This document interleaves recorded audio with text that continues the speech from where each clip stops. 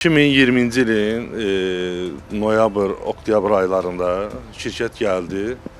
Bu göstərdim. Buradan tikintidən 2 metr arayla tikinti edirlər.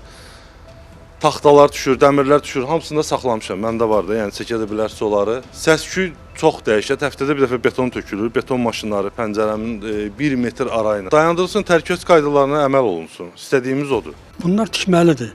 Ancaq bizi köçürsünlər, sonra tiksinlər də. Sizlə razılaşmayıblar bunlar? Xeyr, razılaşmayıblar. Mənim evim, mən demirəm mənə neçə milyon versin.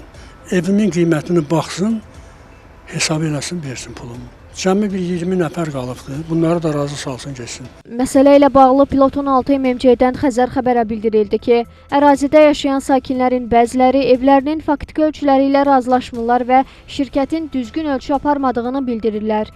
İndiyə qədər 300-ə yaxın sakin köçürülüb. Şirkətlə razılaşmayan sakinlər isə ölçülərin artıq hesablanmasını istəyirlər. Bu səbəbdən də aidiyyatı qurumlara şikayət ərizələri ünvanlayırlar. Pilotun 6 MMC bir neçə sakin barədə məhkəmə orqanlarında iddia qaldıraraq Ədliyyə Nazirliyinə ekspertizanın təyin edilməsi barədə rəsmi müraciət ünvanlayıb.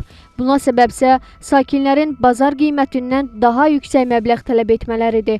O ki qaldı, gecə saatlarında aparılan təmir-tikinti işlərinə şirkətdən bildirildi ki, əraziyə heç bir tullantı atılmayıb və tikinti aparılan yer daimi olaraq nəzarətdə saxlanılır. Fövqəladə Hallar Nazirliyindən isə Xəzər xəbərə bildirildi ki, müvafiq qurumlarla razılaşdırılmış layihə əsasında ərazidə tikinti quraşdırma işləri aparılır.